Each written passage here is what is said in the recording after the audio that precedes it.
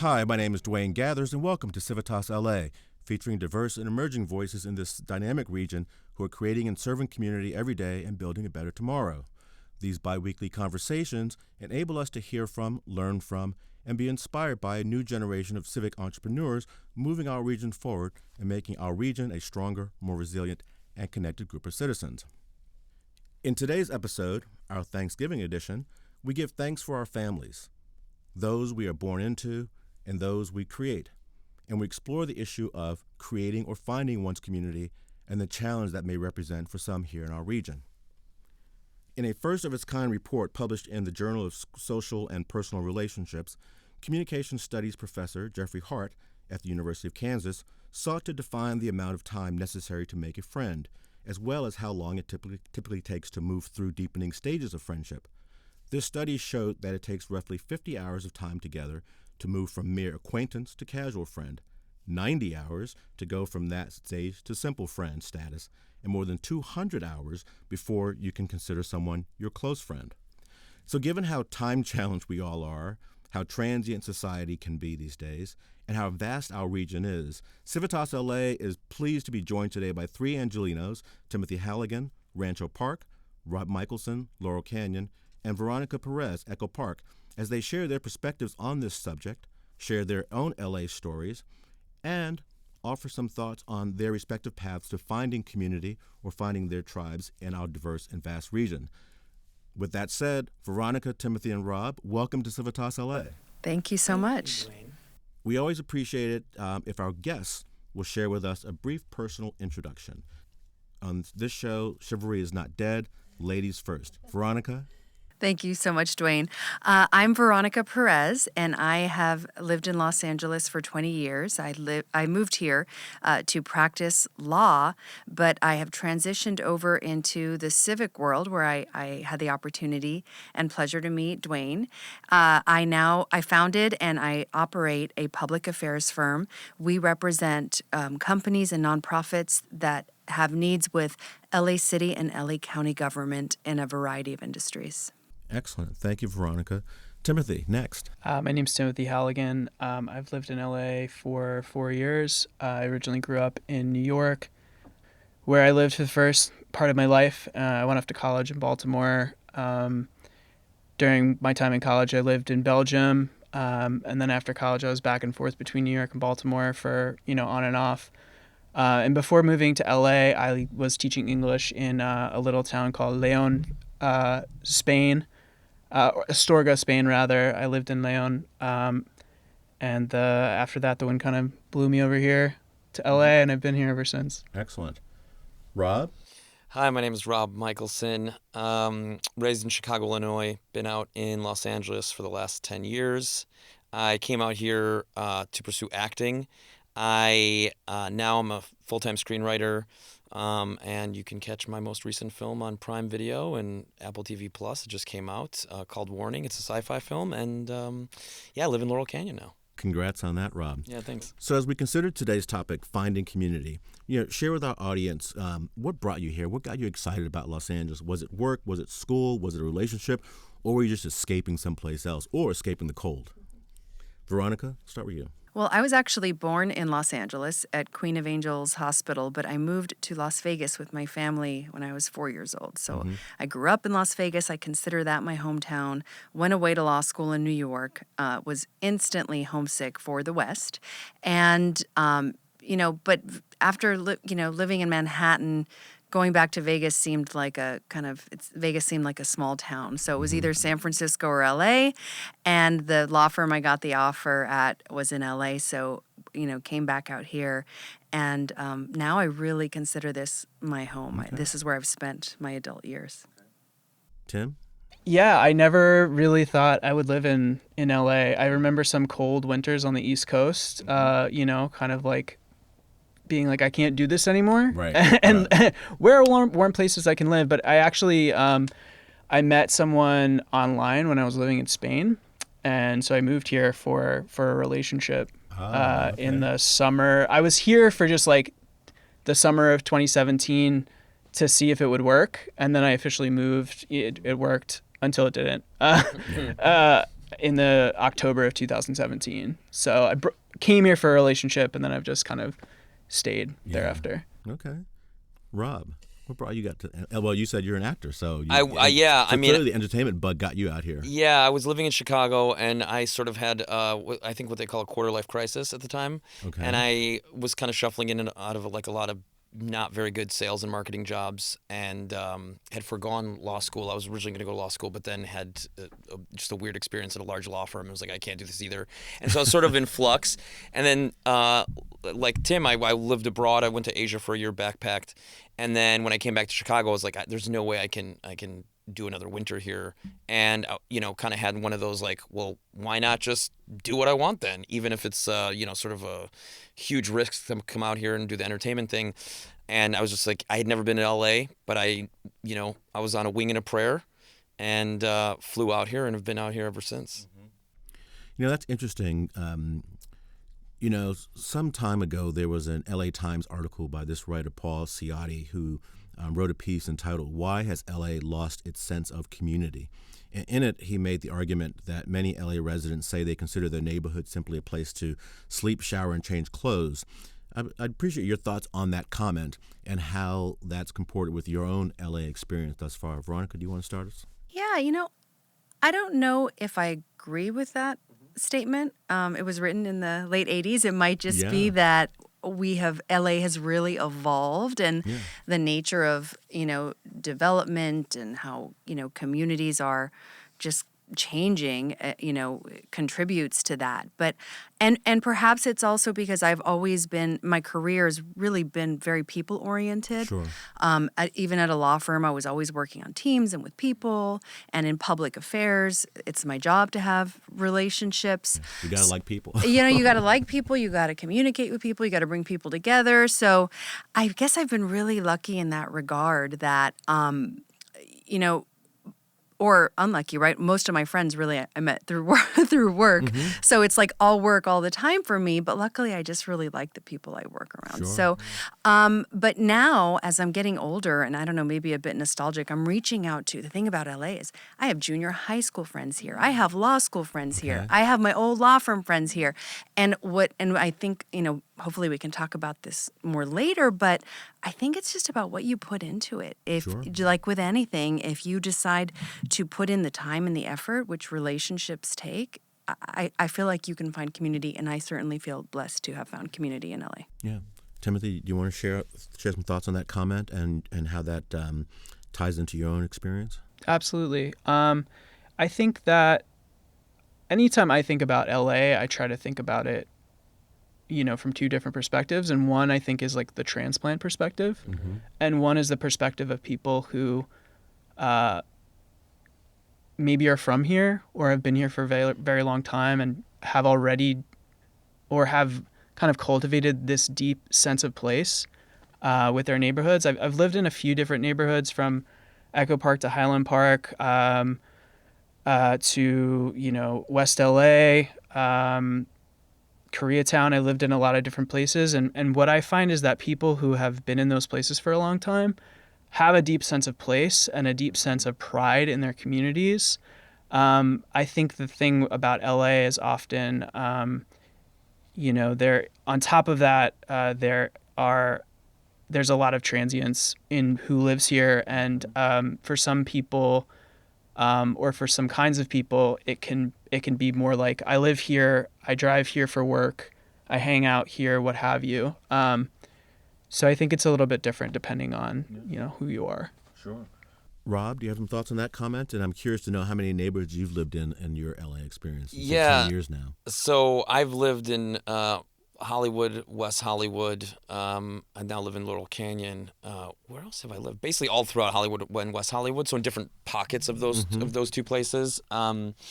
And now Laurel Canyon is kind of the first place where I feel a neighborhood vibe. With the other two, no matter where I lived in West Hollywood or Hollywood, it didn't feel like there was, at least I didn't feel part of the community. Not to say that I can't speak to other people's experience, but I think because of the transient nature of the city, I really felt it there, where you'd be living in these like complexes, and then your neighbors would I would live there for, let's say, 3 years, and I would have 6 neighbors in that time. Sure. And those are the people just right next door. And that wasn't always the case, but I found that to be the case quite a bit. I think, to Veronica's point, I think she's right that it is what you put into it. However, I don't think the city, to the authors that you just named in the Los Angeles Times piece, I don't think the city provides the elements needed for people to gather in public, to be to get to know their neighbors. That doesn't mean that throughout you can't find community in the city, but I think it's very hard to find it within your neighborhood. So, if you live in Koreatown, you might have friends that are in West Hollywood or Hollywood, and that's great. And certainly if you have a thriving professional life and you like the people that you work with, that's fine. What I think I've seen anecdotally is a lot of people have trouble because if they have a job that's maybe more, sedentary or solitary, then they might not feel like they're getting it through work. And then if they're not into, drinking and going to bars, then, where are you left to go? Do you go to a park? Obviously, you can maybe join online groups. And again, part of it rests on the responsibility of the person. However, because of the spread out nature of the city, it doesn't lend itself to like these serendipitous moments, these like moments of like community that I think might be a little bit more available in other cities. But also, I think America as a whole suffers from this. And it creates, I think, a little bit more loneliness than maybe than there should be. Based on what you thought you knew about Los Angeles before you made the move here versus what you've experienced, what surprised you the most about Los Angeles in a pleasant way? What's something positive? The thing that I love about LA is that there are a lot of people here who are just totally doing their own things and really don't care what other people are doing or care about. Like they're just... Like, I've seen people be so niche in LA in a way that I have not seen in even cities like New York. And I think that that's partially due to the fact that LA can be such an atomized, isolated place. Like, you can very much, it's a positive and a negative thing. Like, you can very much kind of create your own world and then live in it, whether that's the real world or a fantasy, is up to interpretation. But I really appreciate that, the people who just come here and this is what they want to do and they do it. And there's definitely opportunity for that in LA. Veronica, do you want to share? You think of LA, it's this, huge, metropolitan city, and, you see the downtown LA skyline on movies. So you think of it as a big city, and then you have these beautiful pockets of nature that are just so readily accessible. And, I live in Echo Park, which, is a lot of, asphalt and concrete. And then you have Elysian Park that I actually stumbled upon during the pandemic, this hike. And it was just like, wow, this is here. I'm in nature. And it's pretty cool how quickly you can go from city to nature in LA. Rob, do you want to? Yeah, I think relative to where I came from, which was Chicago, I think people here are very focused on improving themselves, and I think that they don't quit because they're married or they got the good job. They're always pushing to improve themselves, whether it's physically, mentally, emotionally. There's a lot of personal development here, which I just wasn't finding as much in Chicago, where people are really, they're about the new thing. They're about finding creative outlets. They want to explore the world in ways that I think that some of the other places I've been in the United States where, people kind of settle down into the suburbs and park it and they're, ready to call it. And I don't feel that energy in LA. Yeah. And what surprised you in a negative way about living in Los Angeles? And I'm going to say, don't mention traffic. Everyone talks about traffic. We know it's bad. Yeah. Let's I knew that before we came here. Well, I think it also involves one of the things that's great about LA is it's so diverse, right? You can find, any kind of food, so many multicultural communities, but they don't really intermix much. And that's what surprised me is LA has a reputation for being diverse, but I think there's a huge opportunity area in terms of people really getting to know each other and intermixing more. Tim, do you want to add to that? Again, it's kind of like it could be negative or positive. The positive way to look at it is that it's such a large area, and within those large areas, there's a lot of diversity and there's a lot of wonderful communities and wonderful areas. The negative part of that is that it can be, if you're new to LA, it can be very hard to know like what's going on.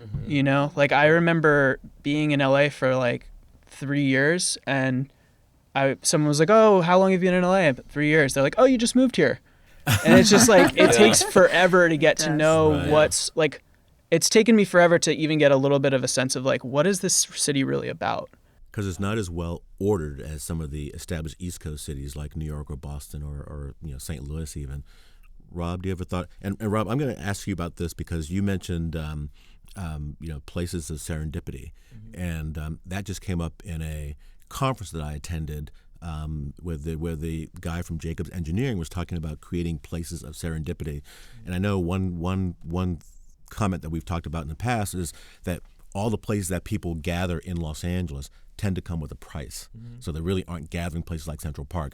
Expound on that, Rob, because I know that's something you've talked about a lot. Yeah, so basically if you're trying to do something in LA, you're not, the only kind of outlets that you have are revenue generating places like malls and stores. So if you don't have money, or you have money but you don't want to go shopping, it's hard to sort of randomly run into people or to have experiences. Now people might counter that and say there's parks, but parks are, while they're great, there's not enough of them. If you look at like the population density of LA, we have one of the worst park to people ratios. But even besides that, if you go to Griffith Park, you go to Legion Park, that's kind of a moment for yourself or whoever you're with. You're not going to randomly bump into someone at a park. Generally, these parks are huge. They're built to be bigger and more spread out. So I think that there's just not experiences for people to have like you have in Europe, where you have piazzas, in Italy or or Spain, where you can just be a person in a place around a lot of other people. And look, there might be a bar or, a restaurant, but you can sit by the fountain, or you could sit on a bench, or these simple things of just being a human in a place where there's other humans in close proximity, and you can choose to engage with them or not. And I think that that's what kind of builds community, because then you start seeing multiple faces, or so you start seeing people over and over again. And then that creates familiarity, and then familiarity creates community, and then community leads to like less isolation, less loneliness. Sure. And so, and as far as the thing that you were talking about, I'm in a really great relationship now, but I find, and amongst friends or whatever, it's like dating here was really tough. Right. And that was kind of one of the things that was like surprising. And I think part of it is that there weren't those serendipitous things. So you're going on these online dates and you're kind of having this like awkward resume conversation with someone because you didn't meet them organically. And I found that with my friends who a lot of them are now, approaching their 40s, and they're still sort of searching. And obviously some of that stuff can be, on you, but it is a tough place to sort of settle down. Sure. Well, I know, Veronica, I know you spent time with the Central City Association, and so much effort was placed on building community in downtown. And I think certainly Grand Park was one of those places that were. I was totally thinking of Grand Park share the right thinking now. around Grand Park, and how do you think that's evolved? I know at the time you actually lived downtown as well. I did, yes. Before I lived in Echo Park 3 years, and before that I was in downtown LA, which I actually think downtown is one of those places where there's just so much to see, and people are walking around, and you do tend to bump into, there are 2 grocery stores in downtown, right? Ralph's and Whole Foods. And grocery stores are another great place. And, whether you're a Trader Joe's person or an Erewhon person, go to the same grocery store. You might bump into the same people. But Grand Park, and I'm really optimistic about the future of LA. And I feel like the new kind of development that we will need to be a sustainable community, like transit-oriented developments, are really going to be a lot more conducive to what you were talking about, because and I'll give you, you asked me to talk about Grand Park. So anyway, the county and the city formed this partnership to create this wonderful, huge park that spans many blocks of downtown LA. And, I know we've had a pandemic, but I think the goal is to have activation with events, and, there's a beautiful Starbucks and fountain. And so I feel like people in downtown, because, sometimes because they're isn't that much green space. When there is a place like that, you will find a lot of people from a community congregating there. But I think also, your former organization, the CCA and the Downtown Bid and others, I think those organizations have done a lot of work to build community, and they've been very proactive about creating that community in downtown Los Angeles. Absolutely. They put in a lot of work. Absolutely. There's been a concerted effort with the wonderful leadership of CCA and the bids to create that community, in an effort to revitalize downtown. And I feel like they've been very, very successful. Yeah. Well, I know, Rob, to your point, you talked about, everything comes with a cost and there's no places for that moments of serendipity. And I point to a Facebook post from a friend recently that I saw who basically bashed the opening of the Academy Museum over and he said, this is incredibly disappointing. Not only do they not provide parking, but the nearby lots are $18, $25 entry fee, $15 for the Oscar experience. And he just said it was a major fail. And so I think it speaks to your point that, those things that are quote unquote fun to do that would bring people together comes with a cost to it. So having said all that and going back to Professor Hall at University of Kansas talking about how long it can take to become friends with people, how have you gone about navigating this process of finding your tribe in our region? And, what are some of how have you gone about it? Is it through organizations, volunteering? What are some of your passions that you've been involved with, Rob? Yeah, so when I came out here, I was, went head first into acting. So I was taking a lot of classes, and through classes I was meeting a lot of people. I wasn't necessarily, seeking community, but found it there because there's obviously like-minded people that are doing the same thing. And so I was able to, fairly quickly establish a lot of acquaintances. To your point, I didn't necessarily make a lot of deep friends right away, but that obviously takes time. And then that was kind of it. And I was working a lot of service jobs, like I was bartending quite a bit, so I was meeting people that way. Kind of typical new person actor in LA, bartending and taking acting class, and that's how I was meeting people. And then since I've been very, very lucky, where a lot of my friends from Chicago who didn't marry off and stay there have come to Los Angeles, and they're like, whoa, this city's amazing. And they've stayed, so I have this sort of great mixture of people who I met here on my own when I was sort of by myself, and then people that have now migrated to LA from Chicago. Sure. It is amazing how, for some, finding people from their hometowns becomes that community here. I know for me, I tend to gravitate to other New Yorkers and East Coast people. Timothy, how have you found community? How have you gone about finding your tribe here in Los Angeles? Yeah, I think my experience with LA in comparison to other cities, at least in the U.S., LA is very kind of like activity focused. And so I think I've met a lot of people through like shared activities that we like. Now, I think the problem with that is that shared activities are not necessarily shared values or shared ideals or like even like kind of like a shared vibe. So, it's kind of like a necessary but not sufficient kind of thing. But I've been lucky to find some friends through, cycling, doing AIDS Life Cycle to raise money for, organizations, during the pandemic, getting into roller skating, met a lot of people through that, and surfing as well. I grew up in New York surfing, and so I've gotten into that here and have met a few people, so it's just like anyone that's moving to LA and trying to make friends. It's like, what do you love to do? How can you get in touch with other people that love to do it? And then when you get in touch with those people, it's like, okay, who are really my people, within this group? Veronica? So, again, I think I've been really lucky in that my career has required me to be very civically involved. I work around politics and policy and building community. And through that, and when I say, so I would say the people I quote unquote work with and around is probably like 1,000 people, right? Because it's not just the people in my own business, which is only, 3 people. It's everyone who works in City Hall. It's, the businesses in downtown who are trying to develop. It's my clients. And so, we're all working towards this common good of how do we make LA a better place through civic involvement, through better policy, through creating a business-friendly environment with great jobs for workers. And so we have a common goal, and there happen to be a lot of, rubber chicken dinners and cocktails that facilitate that relationship building in my world. Now, is everyone my friend? No, right? I really have a handful of close friends, like we all do. You gravitate towards the people that you, but then like any relationship, it just takes time and work and development. Whether it's my professional relationships, my personal relationships, my friendships, I think you can't take them for granted, and you have to realize, and you just need to nurture those relationships to really, help them flower.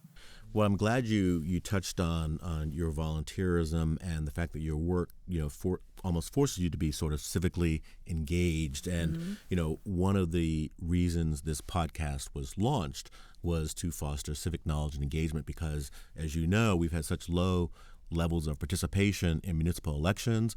And as we launched this, we saw a study from the Corporation for National and Community Service that ranked volunteerism in America. And LA ranked 46th out of 50 metropolitan areas across the nation, and California ranked 47th in terms of volunteerism per capita. So are you surprised by that in your own LA journey? And do you find yourself particularly aware and engaged? Well, on the one hand, it doesn't surprise me because it's like people sort of knock LA for being a bit full of self-involved people, so that would make sense if that's the statistic. I'm a sort of a political junkie and a news junkie, and I'm very interested in local politics, although I don't really know how to engage with them. So I think there's, I'm sure I could find out. I'm a smart guy. I could look online. I could go to city council meetings and whatnot. But I think for the average person who's working, and then even if they are interested, there's sort of like that. Seems like there's like this buffer between people like yourself or like you, Veronica, and then people who are just kind of have sort of an outside interest. And I think part of that, to bring it full circle, is back to having community places where there's signs or people, talking, or there could be talks or what, you go to other places in Europe and there's people on a soapbox, and there's a lot more, labor movements there. There's a lot more things where people are, are sort of congregating, and there's a little bit more of a community-minded element. Whereas here, I feel, there is a little bit of people go back to their house. They watch their TV, they go to their work. Now work is at home for a lot of people. Right. And then if there's nowhere to go to meet the people in your neighborhood, I think it's a little bit, unless you're super interested in politics, I think it's hard to sort of have that. Well, I was going to say that's something that one of our previous guests, Robert Schwann in Venice, said, that sometimes these issues can be so big and, all these players out there who you read about in the Times. And so for the quote unquote average citizen, they don't know where to begin. How do they get involved? What's their entry point in the conversation? Veronica, go ahead. Well, and I totally agree with that. It might be, I think most people would, given the opportunity, would want to give back, to volunteer, but it's such a large city, and there are actually probably so many opportunities that most people probably just don't know where to begin. And to Rob's point, because there is that lack of community, I would imagine people will want to go things their friends are also doing, right? I don't see many people saying, well, maybe some. I'm going to go volunteer and I'm going to go do it on my own. I think they'll be much more likely if their group of friends says, hey, Rob, we're actually going to go, hand out turkeys in the community. Do you want to come with? So I feel like that lack of community does contribute to that, but also it's like the Netflix effect, right? Do you guys ever sit down? There's so many things to watch, and you're just overwhelmed. So you just all you do is flip through previews for an hour. That's what I do, and it's time to go to bed, right? I just go back to Jason Bourne. I just go back to the old favorites. Yeah, just go back to the standbys. But it might be to say that might be a contributing factor, right? Where do you even begin? Yeah. And so so I'm on the board. I've been lucky enough to be on the board of some amazing organizations. I'm on to now Students Run LA. It trains at-risk youth to run the LA Marathon. And it's amazing because it doesn't only impact their physical fitness. 98% of them go on to graduate high school. 98% go on to college. And if that's a big contrast to the LAUSD numbers. So that's really awesome. But as an example, I was at the gym and I had my SRLA socks on, and someone at the gym came up to me and said, what is this Students Run LA? And I told her, and she's like, I absolutely want, but it took having that like a personal connection of someone at the gym. And also on the board of the California Hospital Medical Center, which is one of our downtown hospitals. And so, Timothy, talk about your civic engagement or level of civic engagement and knowledge here. And of course, that's deepening with your enrollment at Cal State Northridge Masters in Urban Planning. So you're getting deep in the weeds of civic engagement. Talk about that. Listen, it's a huge city. It's one of the most expensive cities in the country. One of the highest commuting times in the country. People don't have a lot of money. They don't have a lot of time, So it's not a recipe for people necessarily being super involved because they just have to do what they have to do to survive. I think one of the important things that Veronica reminded me of is that like how much just priming, for lack of a better word, is. Like I was reminded of living in New York when I lived in Manhattan because I grew up in Queens, and walking past the Salvation Army on 14th Street in the city and just being like, maybe I won't volunteer here, but it's a reminder that there are other people and that there are things that need to be done. Right. And I think in LA, you get out of your house, you get into your car, you go to your job. There's not a lot of I don't even necessarily know where the headquarters of a nonprofit in LA is. It's like we just don't walk past it. We don't see it. I'm in my first semester at Northridge for urban planning. I think that... And what got you motivated to pursue that? What got me motivated to pursue that? It's been an interest for a while, growing up where I grew up in Queens, not to get, into a huge tangent, but I grew up in a part that was Queens that was like, it's technically New York City, but it was really like a beach community, like on the edge of the city. My house was like 50 yards away from the ocean. And so the New York City, what we would call the city, Manhattan, always like loomed in the distance. And I loved going there. And I've always been fascinated by cities and how cities affect people's lives. And then, over the last year and a half, I think just getting more involved in kind of civic engagement in LA. I am just, I see issues in the city of LA and I see strengths in the city of LA. And I think that there's a lot of work that needs to be done to move the city forward with the challenges that we face here globally, nationally. And so I enrolled in that program because I want to be part of making this city and cities in general, just better places to live. I think years ago when I sat down with former Mayor Villaraigosa and being considered for a commissioner for the Community Redevelopment Agency, which no longer exists, and he said, why do you want to do this?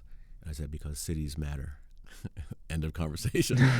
Yeah. But so despite those known challenges of our regions, you all seem to be embarking on a journey here and deepening your connectivity.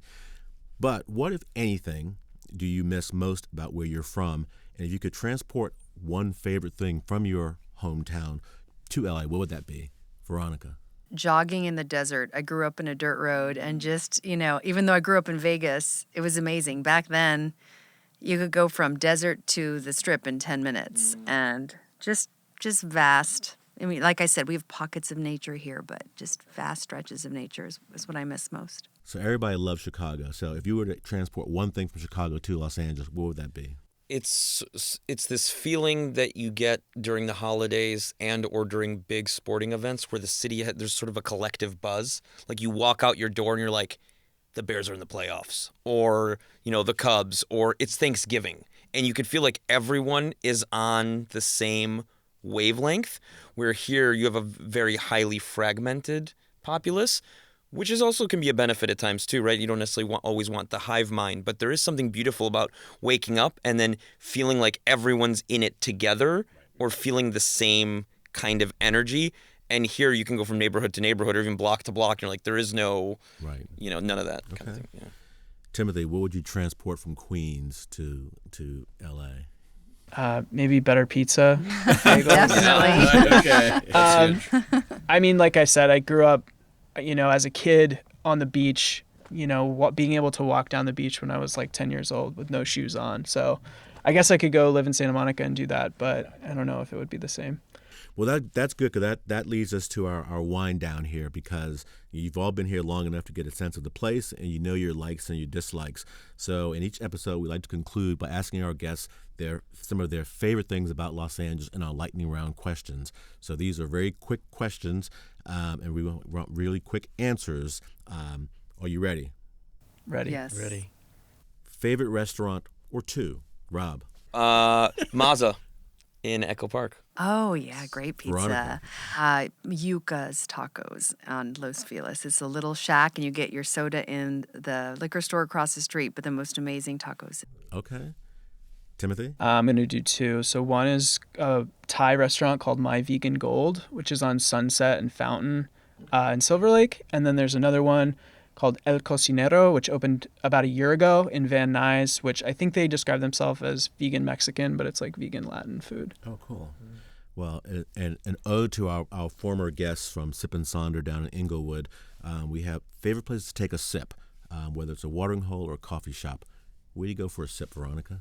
Bar Flores, which is a Latina-owned bar in Echo Park, and it's beautifully designed, incredible cocktails, and her father is making tamales in the back patio, so it's pretty awesome. Timothy, where do you go for a sip? On a day-to-day basis, I'm staying with my girlfriend a lot up in Altadena, so we go to Cafe de Leche on Lake Ave. I used to live in Echo Park. I love Stories, great bookstore, coffee shop, event space when, events are happening. Okay. Rob? El Compadre. I like going to El Compadre there on Sunset. Yeah, and having a huge margarita. Favorite place to take a visitor, Rob? I would say Griffith Observatory. Timothy? The beach, whether it be Manhattan Beach or Malibu or, just Santa Monica. Favorite place to take a visitor, Veronica? Oh, gosh.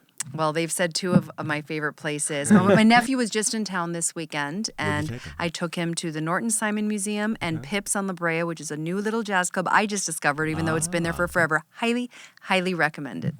Okay, that leads us to the next question. Share with us a hidden gem, something that you think no one else knows about. Timothy? Two. So one is the LA Arboretum, which is a beautiful garden tree space in over there near where is it? Like Altadena, Arcadia. That's what I'm looking for, near Arcadia. The other one, Sideshow Books, very different. It's like a hole-in-the-wall bookshop on, I think it's La Cienega near Venice, and there are just books stacked everywhere. It's kind of just a wild place. That is a gem. Veronica, give us a hidden gem. So I don't know how hidden it is, but it's definitely a gem that I've rediscovered recently, which is the LA Athletic Club in downtown LA. It's a private club, but it's less expensive to belong there than some of the nicer gyms in LA. And not only, it has so much history. I think it's over 100 years old. They trained there for the Olympics. It has a full gym, Olympic-sized pool, squash courts. But the coolest, has a great food and beverage program with really amazing bars. So I use it for business as well. But definitely worth checking out. History, beautiful, great athletic facilities. Rob, hidden gem. This is tough. I don't think it's that hidden, but when I'm in Venice, I go to Hananos, which is a bar out in Venice, right on Washington Boulevard, and it gets rowdy and it's cash only, and they have like grilled cheese and like it kind of reminds me of Chicago, like peanuts on the floor type of spot. It's a good place to go. Well, open space is so important to our region. We love our mountains, our beaches, etc. So give us a favorite park or hike, Veronica. Elysian Park. I just get to walk outside and go. Timothy. So favorite hike is the Mount Wilson Trail in Sierra Madre. Favorite park, I have to say, Echo Park. Echo Park Lake. I do feel like it is one of those only areas in the city that I've experienced that like feels like I'm back in Central Park. Okay. Rob? Oh, for me, it would be the Temescal Canyon hike. Hidden gem. I'm gonna go back to that for a second. It's in the Palisades. It's like it's like the self-realization center. Self-realization Yes, on Sunset and absolutely. I love that Yeah, place. yeah. So It's that's my amazing. hidden gem. And yeah, for park, I would say Griffith Park for a park and Temescal Canyon for hiking. I think they have another location, by the way. And I West think, Adams. and maybe even one in Mount Washington. Absolute really? hidden gem. Anyway, for a place to go for meditation, to read, Yeah. absolutely. Yeah, it's really nice there. Well, Tim, Veronica, Rob, this has been terrific. We really appreciate you joining us this afternoon and sharing your LA stories and your respective journeys in Los Angeles. As we say on Civitas LA, our guest gets the final word. So give us a closing thoughts, any call to action, or any recommendations to others who may be thinking about coming to Los Angeles or other newcomers here and how they can go about getting involved and getting connected in this diverse, dynamic, and vast region.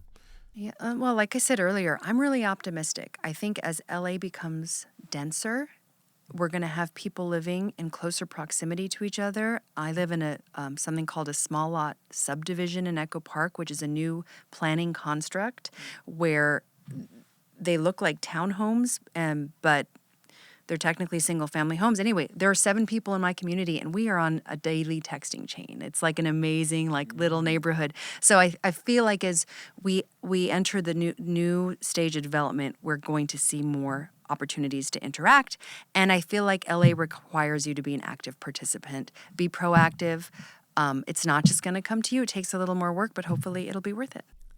Rob, final thoughts. Yeah, my final thought is, and maybe this is why I need to get more civically engaged, is for there to be less commerce-oriented spaces. Get rid of some of these mini malls, create some new spaces, and incorporate some of the artists in LA. We have some of the most talented musicians, some of the most talented, painters, actors. We could really make amazing spaces where we can utilize the talents of these people and reinvigorate neighborhoods and provide more connection among the people that live there. And maybe it's the onus is on me to try and push that forward. Excellent. Tim. I'll say that no matter who you are or what kind of lifestyle you have, I think that there's likely a place for you in LA. Like my fellow guest said, it may take some work, but if you do that work and put in that effort, you can have a sense of community here. That's it. Well, thank you all for this dialogue. This has been terrific. I appreciate you being with us, appreciate your interest in creating, building, and serving this community. And we certainly will look forward to seeing how the three of you grow your own respective voices in the civic conversation of our region. And to our audience, thank you as always for joining us. We hope you enjoyed this program, and we hope you will join us in 2 weeks for our next great civic conversation, which will also mark episode 50 for Civitas LA. Yay. So until we meet again, stay strong, get involved, and happy Thanksgiving.